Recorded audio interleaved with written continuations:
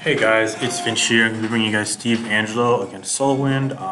Pretty late at night, actually just recording in a lounge in the basement of my building. My roommate's been really sick, so I'm trying to avoid him and kind of just been in all day watching SPL games, doing homework, just chowing down. And then I had softball tonight, so it was cool. Got to go out a little bit, play some games. It was nice, but kind of in a whatever mood. Figured I'd bring a game tonight because I don't know, tomorrow I got a lot of real life stuff going on, which probably going to be really stressful. So I don't know if I'm in the mood to bring a game when I do have some free time in my room. Especially, I don't know if my roommate's going to go to his class if he's sick. So yeah, figured I'd bring you guys this game. It's the last Black White game of the week between Steve Angelo and SoulWind. Just a couple notes. I did take notice of a lot of comments. I asked just people's thoughts and stuff what was going on, so I'll try and be receptive to them. Thank you very much for those comments on any video I uploaded the other day. But yeah, without further ado, let's get into this game. So it's Steve Angelo against SoulWind. So right off the bat, I noticed a very unusual Pokemon from Steve Angelo, Cresselia, specifically Cresselia on a sand team. I feel like without the Cresselia, there'd be something else there, like a Rotom Wash.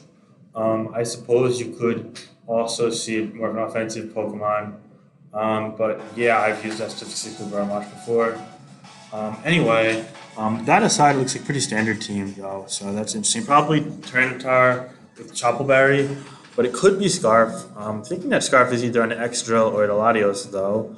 It make a lot of sense to be an X-Drill just because I really don't like teams that only have one thing that outrun Terrakion or Keldeo, because like then you like the Latios gets pursued and like they outrun your entire team. It's kind of like problematic in some matchups, but anyway, I digress from that train of thought. Yeah, probably gonna be Rocks on Tyranitar, given that logic.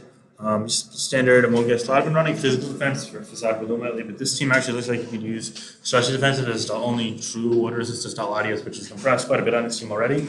So that's worth noting as well. Looking at someone's team, a lot more logical and structured because there's no random Cresselia, I guess you could say, but there's nothing wrong with Steve Angelo's teams. Actually, I feel like Cresselia has a lot of tools, so I'll also really wait and see what it does. I think that it could be cool.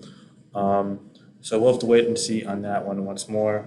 Really, it depends on what he's going to do. I haven't seen it on sand in a while, so yeah. But anyway, SoulWind's team, a lot more. I kind of can get the thought process behind it, I guess. So he's got Tyranitar, standard, just sand setter. Thorn, yeah, because likely going to be Spiker. Landorus is almost definitely going to be Stealth Rock in this team, just knowing SoulWind to use a ton of Stealth Rock Landorus.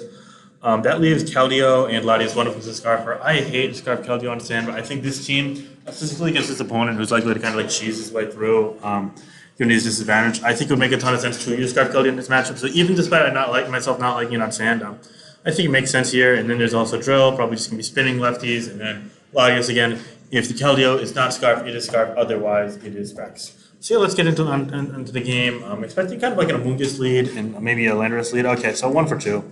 Landorus there. I imagine just as Rocks. I don't think Tar has Ice Beam on this. We're going to see Earthquake can do a Shuka Berry and a counter. Interestingly enough, not scared of the Stealth Rock turn 1. Okay, a bizarre turn of events, but that's actually favorable for Steve Angelo for sure. Landorus is going to come a little bit from leftovers, and then he's going to switch on out as Cress is coming in. Ice Beams. Okay, interestingly enough. Now Thorn comes in on Amoonguss. Okay, so if this hidden Power Fire, which I don't know, with Cran and spinning, I don't know if you need it, especially with strict Latios, which most are there, but he's going to in fact be in Power Fire. He's going to be 37% there. That's good.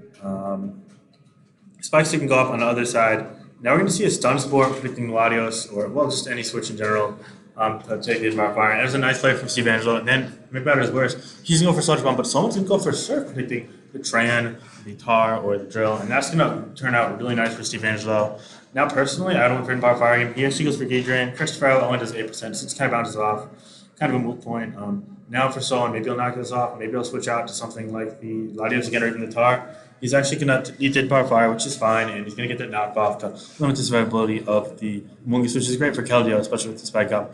Going to go back to Latios on a follow-up in Power Fire. Yeah, nothing wrong with these plays, that is for sure. Now Tyranitar is going to come in to try and trap this. It should be able to live a Draco, and that it does. And seeing as this is paralyzed, you should be able to get the Pursuit Trap. However, if this is a Stealth Rock setter, then Rocks are likely not going to go up with Spikes being on the field and being 11%, and Drill being able to spin and be faster and all that good. Speaking of Rocks, someone's going to go to his Landorus, and instead of clicking Rocks, he can go for a U-turn there and take this out, making it a 5-5 game with Latios set on SoulWind side and Tyranitar dead on the other side. So now Amoonguss is going to come in against Tar. We're going to see Crunch for 39% and a drop, a Giga Drain. However, he's going to let it. So it probably lives Crunch after the drop, but maybe not after Sand. So given that he didn't have black sludging where he wanted to get his way out of there, but someone's going to predict that so well and get a super up, killing that likely offensive extra drill. Probably was the sky for when all things said and done. Wait and see though for other sets, and that's going to be a big lead there for SoulWind. Now Stun Spur is going to come out from the Amogus, which comes back out to take on the -1 tar. Hit the Firethorn. Maybe now he goes for Hidden Power Fire. He's going to do that, but it's only 28% to extra, which may very well have a lot of special defense investment. Wait and see. Cresselia is going to come in to try to check it here. It's going to Earthquake, so he's going to be immune to Sand Force, not Wall Breaker. But we're no leftovers on Cresselia, which is kind of bizarre. And we're going to see an Ice Beam again, so it's only really revealed Ice Beam, which doesn't, it's going to do much to drill. 27% from the Iron Eater. It's going to take Rocky Helmet. Okay, so that's going to explain it. It's Rocky Helmet Crest. I'm out here to see an Iron Header Protect here. We're going to see an Iron Head 20%, leaving the Crest at 15, and it's going to rest. Okay, so it's a rest Cresselia. Interesting enough. I assume we're going to see a Sleep Talk. Maybe it's Combine, maybe it's Cyclo Shift. Ice Beam is all we'll see here, though. So nothing new. Only going to bounce off the target 9%. He's going to go for the Sleep Talk once more. Ice Beam again. Okay. And the Crunch, as you see, it's going to do 42. So it's going to, after sand damage, he's going to kill the Crest. So Crest is going to be forced to rest or switch. He's going to rest on Crunch again. It's going to do another 43%. Tar's going to take another round of Helmet, but it doesn't matter. I wasn't really checking the Latios at this point anyway. And there's 2 Steel types live as well as presumably Scarf, Keldeo. Okay, it's going to get the Cyclo Shift. Oh, and Wake Up. Okay, so that is really big. Leaving that asleep. Now we're going to see another rest, perhaps trying to kind of abuse the current sleep clause lacking in Black-White because sleep moves are banned. But he's not going to able to do that against the Firethorn, which is already paralyzed by the Amogus. And to make matters worse for Steve Angello, someone's going to make a nice play doubling into extra, which is definitely going to threaten his Amogus. Crest is going to come back in, however, on the Protect, trying to get leftovers against potential Stun Spore, which is a bit of a conservative play, but it worked out nicely there. Because he got the leftovers after all, and he just goes this here and doesn't have to take rock gamble damage or anything. So yeah, Ice Beam's only going to 12% to Pharaoh, so Pharaoh could easily set up another layer of hazards if it so pleases, with the Extra being dead, and he's going to do just that, getting the spikes up against Tran, which could potentially be the Stealth Arc setter on Steve Angello's teams that wasn't Tyranitar. However, he's going to go through Substitute, so with Stealth Arc Tar after all, and it looks like it's a bit more of an offensively oriented Heatran with Substitute. You go for Lava Plume against a Keldeo, which is not taking leftovers, and use Surf, so it's almost definitely going to be Scarf. Lava Plume to 21 there. Tran's going to come in here now, and he's going to go for Protect, likely trying to get some more damage, but interestingly enough, the Lander's leftovers goes first, so Tran's forced out. U-turn here, it's going to take Rocky Helmet as the Crest comes in, and Keldeo's going to come in to try and combat this Crest. Interestingly enough, I don't know, you might want that Keldeo kept alive to try and check the Latios, but he's going to go right back out to Landorus here as the opposing Latios is coming in to try and check the Keldeo, interestingly enough. But now with the weakened Firethorn, he's likely going to be able to get a kill here, but no, he doesn't go for the Draco. In fear of the sleeping Tyranitar? I don't know, I would have went for Draco there personally. But Surf only bounced off the Pharaoh, and Amogus is going to be forced to come in here. Now we're going to see Power Whip, and then Spikes, and then also the Sand damage because there's no Black Sludge. And then we're going to see a Hidden Power on the Worry Seed. Okay. So now it doesn't get regenerated either. So now the Keldeo looking kind of menacing with the Crest weakened and the Latios being locked into moves and Protect and whatnot. Now we're going to see Hidden Power Fire into the Drill here. 32, so after leftovers, he's going to be able to live another. You're going to see Crest here on the Iron Head, predicting the Crest nicely with SoulWind there. So SoulWind already in a 5-4 position. Looks like he could prevail here. Sleep Talk, Rest, and the Protect. It doesn't matter, just from more leftovers. He's going to have to take Rocky Helmet to kill this here.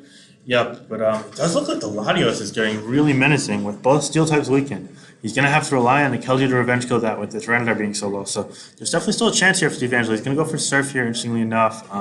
It's at 83, as we'll see. But it's taking sand every turn. Tyranitar fodder is going to make a lot of sense because there's nothing to do with Sleep left alive. It's Cresselia dead, and the Firethorn's paralyzed anyway. So yeah, now we're going to see a Sacred Sword as he's going to stand and Surf once more. So that's going to leave the Latios at 39 and the Keldeo at 30. Now we're going to see a switch to Extra predicting the Heatran. What a nice play there. Yeah, I guess he was just trying to stall the Sacred Sword like the Sand Terms. I don't know. I would have went Amogus there maybe, but actually it might not have lived any. I don't know. It's kind of awkward. But Steve Angello actually was faster than the Extra. Wow. So that worked out for him because he forced it out and he killed the Pharaoh with Gloom, but then the Lander's going to be faster and revenge kill that. So now we're in a 3-2 game here. We're going to see a Surf take this out. Okay, so now the Keldeo is going to be able to come in and win with Hidden Power Ice, presumably. So it looks like SoulWind is going to emerge victorious, but wait, he's going to double to Excadrill. Oh, because there was only 2. Oh, okay, wait. So because there were only 2 Sand turns left, he would have had to 2-KO the Amogus with Hidden Power Ice, maybe. I don't know the EVs and rolls, so that would have killed it. So then it could have like gotten like two doubles right. So yeah, someone suffocated Steve Angelo there at that play. Kind of a bit of a 50-50 situation. Again, I don't know rolls. It's just kind of sloppy narration, but yeah, you can't blame Steve Angelo for that play at all. It was the right play. But someone was one turn ahead. He got that right, and now he's able to kill the Amoonguss with the Iron Head. Now he's just able to protect. And after this, the Scarf Keldeo, he's going to be able to take out the Latios with Hidden Power Ice, or even Sacred Sword from this health. We're going to see another protect here. But again, Surface is going to always take this out, and it would take Keldeo out from its weakened health as well, as you see only at 8%. However, it's going to be a faster Keldeo. It's going to be that Scarf Keldeo, so that's going to be irrelevant information as the Keldeo is going to be able to win. It's going to be a very tight 1-0 victory for SoulWind, and what may have been the best Black-White game of the week. So good game, well played by both ends. SoulWind definitely played a bit better of an end game, and he's able to emerge victorious with some aggressive plays. However, Steve Angelo didn't really misplay much himself, and he had a pretty cool Crusalia set. So definitely some positive takeaways from this game. Hope you guys enjoyed. This is Finch. Peace.